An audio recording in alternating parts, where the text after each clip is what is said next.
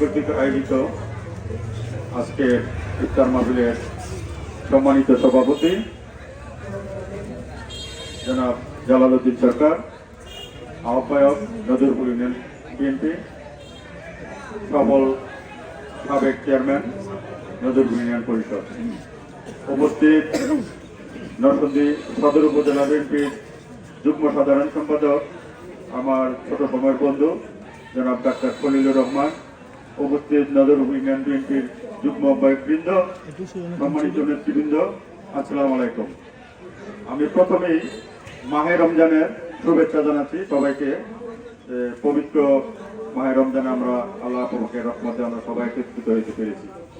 আর একটা শোক সংবাদ হলো, আমাদের প্রিয় নেতা, আমাদের রাজনৈতিক অভিভাবক জনাব খায়রুল কবির খোকন সাহেবের বড় ভাই, বীর মুক্তিযোদ্ধা জনাব রাফিজুজ্জামান রনু ভাই বিকাল 3 ঘটিকায় ইন্তিকাল করিয়াছেন। ইন্না লিল্লাহি ওয়া ইন্না ইলাইহি রাজিউন। তো খোকন ভাইয়ের সাথে আমার দুইটা সমকতা হয়, ফোনে আলাপ হয়েছে, আমরা একটা বৈঠক করেছিলাম, ওইখানে আলাপ হয়েছে যে আপনি ইয়াতে চলে আসেন তিরিশপুর ইউনিয়ন বিএনপির উদ্যোগে আজকে ইফতার মাহফিল। আমি বললাম যে না, আমার নজরপুর ইউনিয়নে ইফতার মাহফিল আছে, তাহলে আমাকে 42 সংযুক্ত করে।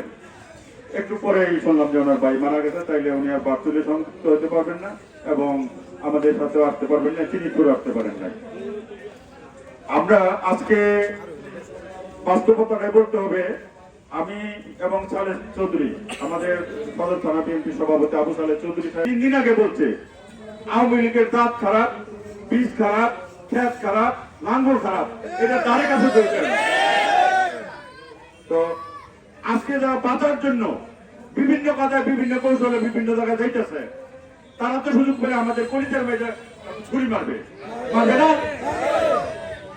আজকে আওয়ামী লীগের আশ্রয় প্রশ্রয় যে ছেলেটা বলছে 10 লক্ষ টাকা দাবি করতে, তাই কয়টার মাল, কয়টার কোজনের 10 লক্ষ টাকা দাবি করতে, এই আশ্রয় যাত্রা প্রশ্রয় যাত্রা আওয়ামী লীগ এবং যারা ব্যস্তের টিকিট নিয়ে ঘুরে, এই গ্রুপ, একটা গ্রুপ আছে ব্যস্তের টিকিট নিয়ে ঘুরে, তাদেরকে প্রতিহত করতে হবে।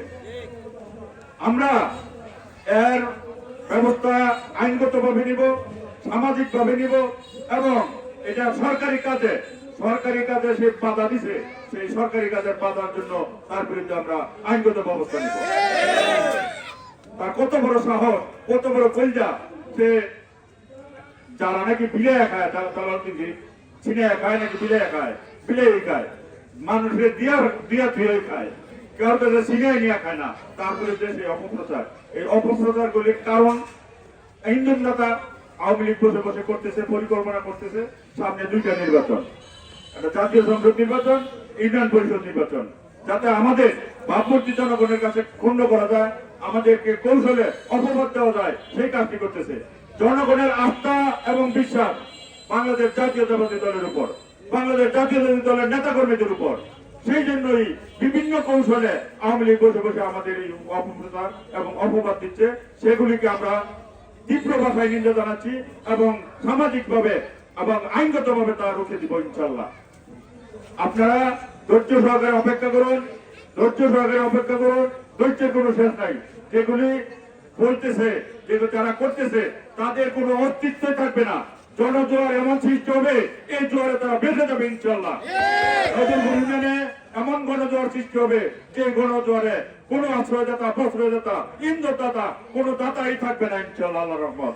আপনারা সবাই ঐক্যবদ্ধ থাকেন। যে কাজটা যে করছে, সেই কয়েক টাকার ব্যক্তি, সে 10 লক্ষ টাকা দাবি করছে। আমি ইয়াটা দেখছি, বিভিন্ন নেতা আমার কাছে ফোন দিছে, আমি যে ভুয়া, একবারে ভুয়া জিনিস।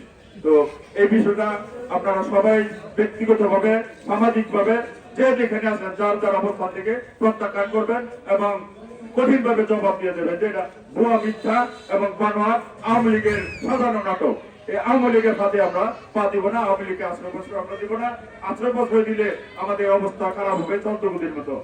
আমাদের সাথে মিশে আমাদের মাঝে 2টা গ্রুপ সৃষ্টি করে, একটা গ্রুপ আমাদের এখনো একটা গ্রুপ বাইরে আছে, এই বিএনপির লোক চন্দ্রগুদিতে। আজকে এগুলি আমরা সমাধান করে দিয়েছি। নজরপুর ইউনিয়ন যদি এরকম থাকে, আপনারা কেউ কোনো আশ্রয় প্রশ্রয় দিবেন না।